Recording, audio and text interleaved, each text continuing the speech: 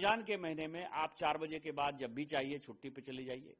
और शुक्रवार के दिन 12 से 2 बजे तक ऐसे छुट्टी है, फिर 1 घंटे के लिए वो क्यों लौट के आएगा? 4 बजे से तो ऐसे छुट्टी है। तो आप समझिए कि रमजान के लिए विशेष प्रिविलेज है। 1 महीने का यदि रमजान होगा, हमारे यहाँ काम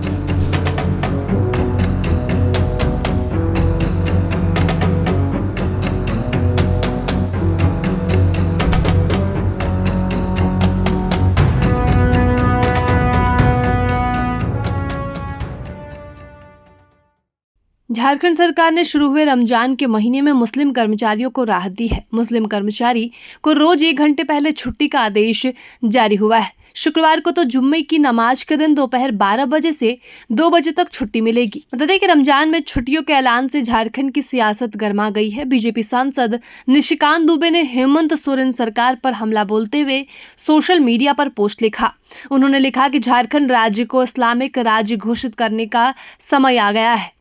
बता दें कि झारखंड सरकार ने शुरू हुए रमजान के महीने में मुस्लिम कर्मचारियों को राहत दी है और मुस्लिम कर्मचारी को रोज 1 घंटे पहले छुट्टी का आदेश जारी हुआ है। शुक्रवार को जुम्मे की नमाज के दिन दोपहर 12 बजे से 2 बजे तक छुट्टी मिलेगी। इसके बाद सियासत गर्मा गई है। बता दें कि झारखंड सरकार ने रमजान में मुस्लिम अधिकारियों और कर्मचारियों के लिए विशेष छुट्टी की व्यवस्था की है।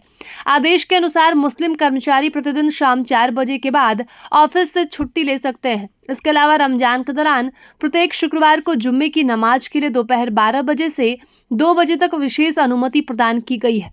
और 2 मार्च से रमजान का पाक महीना शुरू हो गया है। रमजान साल का 9वां महीना होता है। इस्लाम धर्म में रमजान के महीने का खास महत्व है। इस महीने इस्लाम धर्म के लोग पूरी शिद्दत से खुदा की इबादत करते हैं और रोजा रखते हैं। और प्रत्येक दिन रोजा रखने वाले मुसलमान रमजान के आखिरी दिन अल्लाह का शुक्रिया अदा करते हुए ईद उल फित्र का त्यौहार मनाते हैं। इस्लाम धर्म की मान्यताओं के अनुसार भारत में रमजान का महीना कब और किस दिन शुरू होगा, यह मक्का में चांद के दिखाई देने पर निर्भर करता है। सऊदी अरब में चांद दिखाई देने के अगले दिन भारत में रमजान शुरू होता है और मुसलमान पहला रोजा रखते हैं। मैंने बहुत पहले से कहा है कि ये हमारे लिए एक चुनाव का मुद्दा नहीं है। संथालपना में 45% से घटकर 28% आदिवासियों की आबादी हो गई है और मुसलमानों की आबादी जो है वो 9% से बढ़कर 24% हो गई। बांग्लादेशी घुसपैठिए बढ़ रहे हैं। अब उनके अपीजमेंट के लिए सरकार जो काम कर रही है उसकी परतें खुल रही हैं। चुनाव के हार जीत से इसका कोई मतलब नहीं है। अभी 2-3 चीजें लगातार हुई हैं। मैंने पार्लियामेंट में उठाया था ये मुद्दा कि कई एक स्कूल हैं जो सरकारी स्कूल हैं, झारखंड सरकार के स्कूल हैं, उसमें उर्दू लिख दिया गया है और उसमें छुट्टियां जो है वो रविवार के बदले पूरे देश भर में सारे स्कूल में कॉलेज में ऑफिसेस में छुट्टियां रविवार के दिन होती हैं। हम सभी मानते हैं रविवार को छुट्टी होती है। हिंदू जो है, जैसे नेपाल हिंदू राष्ट्र है तो वहां प्रतिपदा को और अमावस्या को या पूर्णिमा को जो है छुट्टी होती है, लेकिन यहां तो ऐसा नहीं है।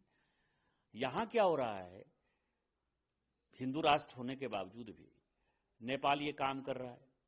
हमारे यहां झारखंड ही एकमात्र ऐसा राज्य है जहां की शुक्रवार को छुट्टी होती है रविवार के बदले स्कूलों में। ये मैंने मुद्दा उठाया। अभी जवाब आया है कि 648 स्कूल में जब केंद्र में कांग्रेस की सरकार थी और राज्य में जब उनकी समर्थित सरकार चल रही थी तो 2007 में एक नोटिफिकेशन कर दिया कि 648 स्कूल जो उर्दू जिनमें नाम है उनकी छुट्टियां जो है वो शुक्रवार को ही हुआ करेंगी, रविवार को नहीं होगी। एक तो ये विषय है। दूसरा विषय यह है कि जो सरकारी स्कूल है, कई एक सरकारी स्कूल हैं जो कि जबरदस्ती उन्होंने, जो मुस्लिम बाहुल्य इलाके में है उसमें उन्होंने उर्दू लिख दिया, उसमें भी वही नियम लागू है।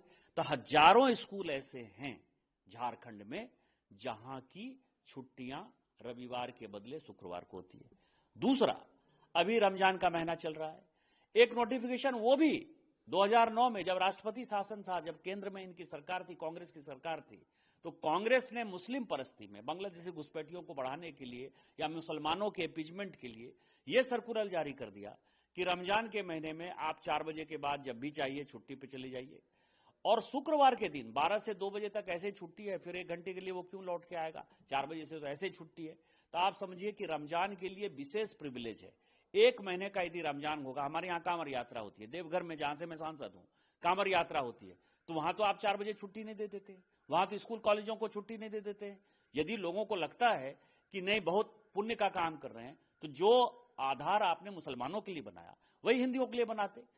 केवल भ्रष्टाचार के लिए, केवल मुसलमानों के इम्पीचमेंट के लिए, केवल वोट बैंक की राजनीति के लिए। आपको पता है कि अभी सीएजी की रिपोर्ट खुद झारखंड सरकार ने पेश की है। मैं सीएजी रिपोर्ट पे आता हूँ। सीएजी रिपोर्ट में ये कहा गया है कि कई तरह के वहाँ करप्शन है, और जो उस चीज को बताया गया है कि वहाँ भारी करप्शन है, उसके बारे में बताइए। देखिए 19,000 करोड़ रुपए का कोई आता पता नहीं है, यूटिलाइजेशन सर्टिफिकेट नहीं है, वो सब भ्रष्टाचार के भेंट चढ़ गया पिछले 5 साल में। ये क्या दिखाता है? ये दिखाता है कि वोट बैंक के नाम पर मुसलमानों को खुश रखो, आदिवासियों को जो है झूठ का भड़काते रहो, आदिवासी और मुसलमान एक साथ मिलेंगे, आपका वोट बैंक सुरक्षित होगा, और आप ये करप्शन करते रहो। इस्लामिक राष्ट्र बनाकर लूटने का जो एक बड़ा सौदा है, ये झारखंड सरकार कर रही है, और मुझे लगता है कि केंद्र को इसमें हस्तक्षेप करना चाहिए, नहीं तो झारखंड की स्थिति ऐसी है कि एक दिन ये बांग्लादेश में मिला दे।